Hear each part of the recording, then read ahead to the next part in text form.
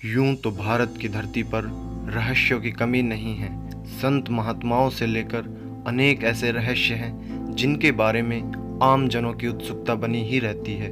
इसी कड़ी में लंबी लंबी जटाओं वाले अघोरी बाबाओं की रहस्यमयी दुनिया को जानने समझने की दिलचस्पी स्वाभाविक ही उत्पन्न होती है। माना जाता है कि इन अघोरी बाबाओं से बड़ा भगवान शिव का कोई दूजा भक्त नहीं होता। कई लोग तो इन्हें शिव का प्रारूप ही मान लेते हैं।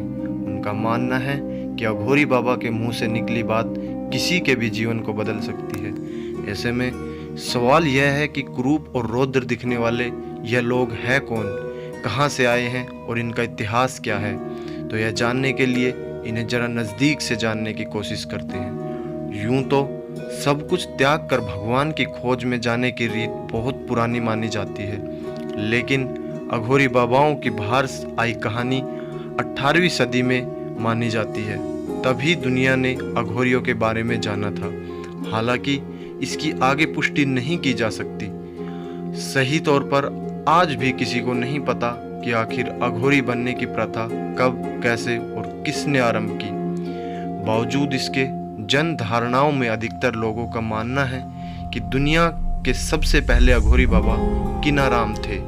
वह सारी दुनिया की मोह माया छोड़कर अघोरी बन गए थे। कहते हैं इसी कारण वह 150 सालों तक जिए थे। अघोरी बाबाओं के बारे में कहा जाता है कि वह भगवान शिव के पक्के भक्त होते हैं। उनके ही बताए रास्तों पर चलते हैं, यहाँ तक कि उनकी विशेष पूजा करते हैं।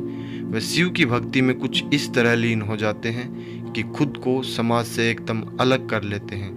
उनका मानना होता है कि इससे वह अपने शिव के नज़दीक पहुंच जाते हैं। वह ऐसी हर चीज़ से दूर रहना पसंद करते हैं जो उनका मन भटकाती हो, फिर चाहे वह इन अघोरियों का अपना परिवार ही क्यों न हो। इसके अलावा वह खान पान, समाज, रीति रिवाज सभी से किनारा कर लेते हैं। उनका ज़्यादा से ज़्यादा समय अपने शिव की आराधना में ही बीतता है।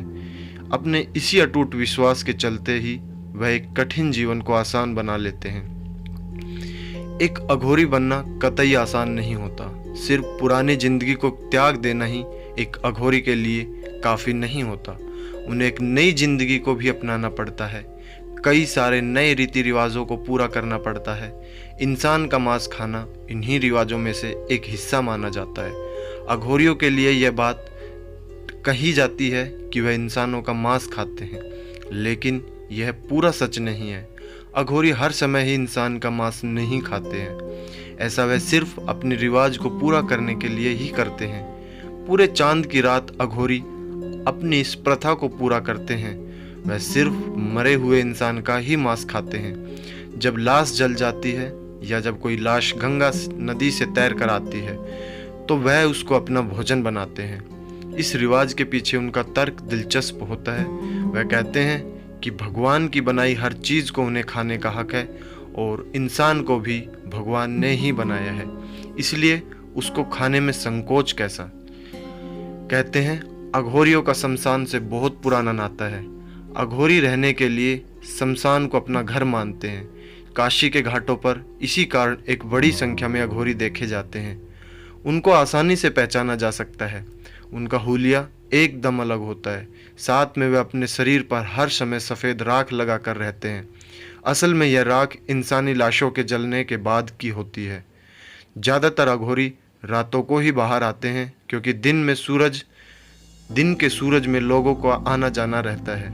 कहते हैं कि रात में ही जब उस समय कोई नहीं होता तब अघोरी कब्रिस्तान में ध्यान लगाते हैं। जिस कब्रिस्तान में लोग रात में भूत प्रेत के डर से नहीं जाते हैं, वहाँ पर अघोरी बिना किसी हिचकिचाहट के रहते हैं। कहते हैं अघोरियों को नशे की भी लत रहती है, क्योंकि अघोरी के बारे में बोला भी जाता है कि एक बड़ी मात्रा में गांजे और शराब का ये सहारा लेते हैं। इसके पीछे उनका तर्क होता है। इनके नशे से उनका दिमाग शांत रहता है, साथ ही उन्हें इससे ध्यान लगाने में भी मदद मिलती है। अघोरियों की यह आदत उन्हें आम लोगों से दूर रखती है। लोग उनके पास जाने और बात करने से डरते हैं। हालांकि अघोरी लोगों के लिए नुकसानदायक नहीं होते।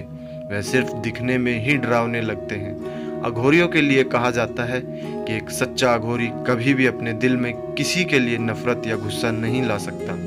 अगर कोई भी अघोरी ऐसे भाव अपने मन में लाता है तो वह ध्यान नहीं लगा पाता और अपने मार्ग से बिछड़ जाता है। शायद यही वजह है कि अघोरी हमेशा वह काम करते दिखते हैं जो समाज नहीं करता, जैसे फेंके हुए खानों को जानवरों के साथ बांटना आदि। वह हर तरह से खुद को यूं बना लेते हैं कि किसी भी चीज़ के करने से पहले उन्हें कोई भी संकोच न हो। उनके बारे में कहा जाता है कि अघोरी इंसानी खोपड़ी का एक कंकाल हर समय अपने पास रखते हैं। ऐसा इसलिए ताकि वह उसका प्रयोग पानी पीने और खाना खाने में कर सके। कुछ अन्य रिवाजों में भी यह खोपड़ी काम आती है। कहते हैं यूं ही पहचान नहीं मिलती। अघोरी बनना भी कोई बच्चों का खेल नहीं है या कोई आम बाबा बनने की प्रक्रिया नहीं है। जिसकी मर्जी हुई वही अघोरी बन जाए। अघोरी बनने के लिए भी बाकायदा ट्रेनिंग होती है। इनके अपने खुद के इंस्टीट्यूट भी हैं। तेहरा अखाड़ा वह जगह है जो पूरे देश के हर कोने में मिल ही जाती है। यहाँ वह लोग जाते हैं जिनके मन में अघोरी बनने की चाह होती है। इस अखाड़े में शामिल करने से पहले बाकायदा बड़ी जांच की प्रक्रिया से होकर गुजरना पड़ता है। जब तक इस बात की पुष्टि नहीं कर ली जाती कि कोई अघोरी क्यों बनना चाहता है, तब तक एक कदम भी उसको आगे नहीं बढ़ने दिया जाता। पहले पायदान से कोई आगे बढ़ भी गया तो उसे कड़ी ट्रेनिंग से होकर गुजरना पड़ता है।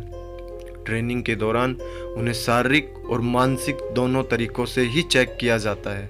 इन्हें ब्रह्मचर्य की कसम खिलाई जाती है। फिर धीरे धीरे उन्हें सारे सांसारिक मोहों से दूर कर दिया जाता है। उनके पास सिर्फ एक ही रास्ता बचता है और उन्हें उनके शिव के पास लेकर जाता है। अघोरी को पूरी तरह भगवान शिव की भक्ति में लीन होने की हिदायत दी जाती है। परीक्षा की इस कड़ी में अघोरी को न्यूनतम 24 घंटे खड़े रहकर वैदिक मंत्रों का जाप करना पड़ता है। इसमें सफल होने के बाद उन्हें अपना खुद का पिंडदान और श्राद्ध करना पड़ता है। इसके बाद वह एक तरह से मुर्दा मान लिया जाता है। आखिरी मुकाम में अघोरी को कुंभ के मेले के दौरान गंगा में पवित्र किया जाता है। इन सब कामों को करने के बाद ही कोई अघोरी बन पाता है। अघोरी सदैव ही जनता से दूर एकांत में अपनी जिंदगी व्यतीत करना पसंद करते हैं। अघोरियों से अनजान लोग अक्सर उनके बारे में गलत धारणाएं बना लेते हैं, जबकि वह इनसे पूरी तरह से विपरीत है। अघोरी हमारे समाज का एक हिस्सा है जो अपनी भक्ति में लीन रहते हैं। हाँ, समाज के तमाम रहस्यों में भी इनकी गिनती की जा सकती है, जिस पर न केवल देश बल्कि विदेश तक में भी रिसर्च होती है। तो दोस्तों, ये थी अघोरियों से संबंधित मेरी वीडियो। आई होप आपको पसंद आया होगा और अघोरियों के बारे में उनका संपूर्ण सच आप जान चुके होंगे। तो मिलिए और प्लीज़ मेरे YouTube चैनल को सब्सक्राइब कीजिए और मिलते हैं एक नई वीडियो में बड़े इंटरेस्टिंग टॉपिक के साथ। तब तक के लिए धन्यवाद।